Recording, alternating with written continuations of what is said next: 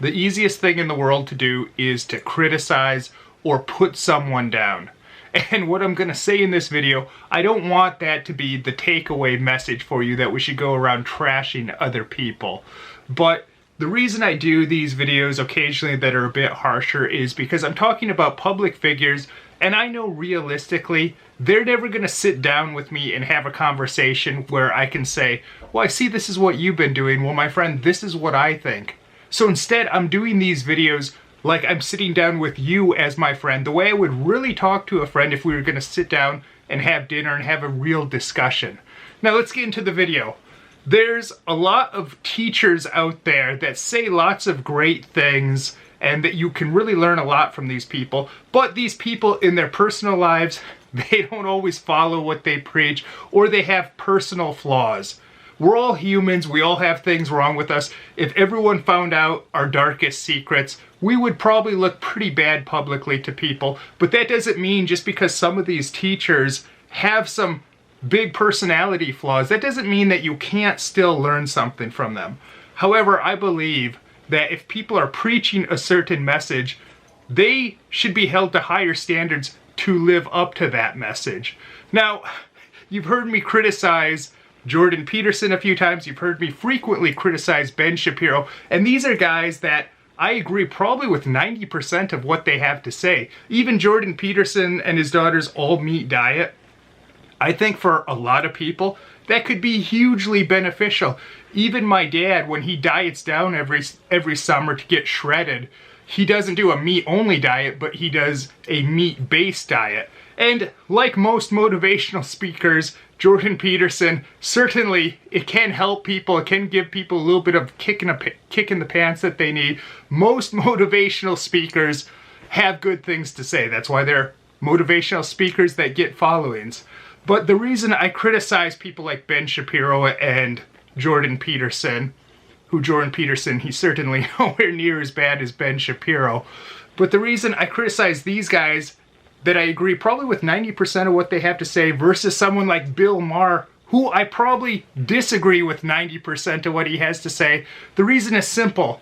Bill Maher, I feel he's being somewhat genuine to who he is, and he's really telling you what he believes and what he thinks. Even if a lot of us find it disgusting, he's at least true to who he is for the most part. He's not trying to trick anyone. He's not trying to subvert anyone. He's not telling people things that they just want to hear so he can ultimately send them down a bad pathway. Now, Jordan Peterson, he certainly has his whole share of problems. He's always saying, clean your room, bucko. Meanwhile, this guy's all addicted to drugs.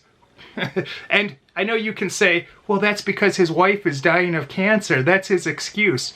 Well, first of all, that's a time when your family probably needs you more than any other time. And if you're going to get yourself a drug addiction and weaken yourself, that's extremely selfish. But besides that, this guy is a doctor of psychology. And I've heard a lot of people pleading ignorance. He didn't know that these drugs are addictive. This psychiatric drug that he took, he had no idea that this is addictive. This guy's a doctor of psychology. He has no excuse. And I can see Elvis in the 70s, who just trusted his doctors and he was busy doing his thing. Or even more recently, Prince, who's busy making music. That's his focus. He doesn't have time to research everything. I can give those guys a lot of forgiveness and give those guys a pass. But a doctor, especially a doctor of psychology, getting addicted to psychiatric medication, there's no excuse for that while he's going around telling you to clean your penis. But I came across a post that his daughter shared online, and it's interesting because it seems that she's always used the name Peterson, at least publicly. But she was married until fairly recently, but she wasn't using her husband's name. I find that pretty strange. I can't imagine my wife going around not using my last name, especially in a public setting. Maybe I can see if it's an actress that's marketed that name, but she's always used this name, and sure enough, it wasn't until death do you part. Her father thrust her into the public spotlight, helped market her, helped get her famous, and then as soon as she got this fame and everything, even though she has a fairly young child, pretty much a baby still, or a toddler, she left her husband. Now, if you're going to leave your spouse or if you're going to separate, certainly, since I've gone through this myself recently, not separation, but having a child, certainly I can say the time to do it is before you have children, because me and my wife, we had a baby just over a year ago, and this has been the biggest bonding thing for us. If nothing else, I don't want to leave my wife just because I know it would hurt my child. I'm thinking about what's best for my kid. But she's posting these, she left her husband and she started hooking up with some other guy, and that's a whole story in itself. I don't want to get into that drama. But she's posting sexy photos online. And look, I don't want to be a hypocrite here, and I got nothing against sexy photos. Lord knows that I've posted my fair share of sexy photos and had photos online, modeling shots or whatever. I don't really have a problem with sexy photos. I'm not that big of a prude, but it kind of has to do with the taste and how they're done. If something's a modeling shot where there's a professional photographer taking it versus a really ugly cell phone selfie, like for instance, if you see a Victoria's Secret ad, or even, it doesn't even have to be that high end. Say it's a Sears catalog lingerie ad that's very straightforward. Well, at least even if it's sexy, it's still somewhat professional and somewhat dignified. And what's the difference between something trashy and something dignified or art if it's kind of in that realm of sexy photography or nude photography? I'm very into photography, if you don't know myself. Well, honestly, it's a fine line, and it's very easy to step over from being sexy to trashy, so I don't want to be too harsh on someone. But I see her posting these very sexy photos, and she's not as bad as most fitness girls. Most fitness girls you see these days, boy, they're really getting out there to almost pornography. Rick Drazen, who is an old school bodybuilder and has a YouTube channel, he talked about recently he went into Gold's Gym, and there was two girls. They didn't even work out. They would just get on the piece of equipment and stick their butt out and pose with their butt out, and the one would take the cell phone, take a photo of it, then the other one would get on the piece of equipment, okay, take a photo of my butt.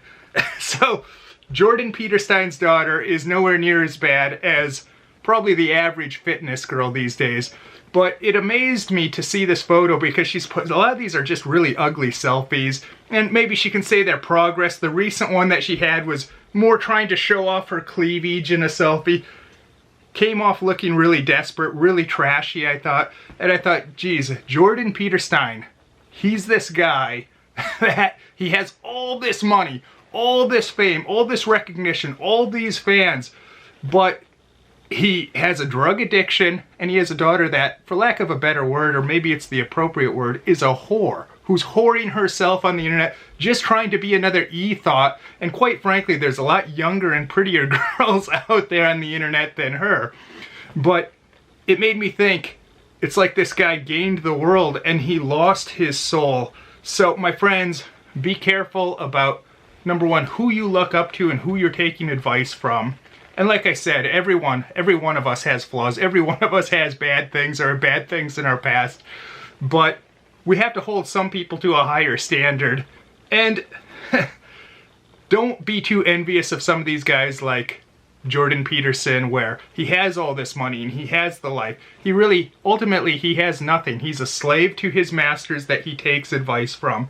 And he's a slave now to his drug addiction.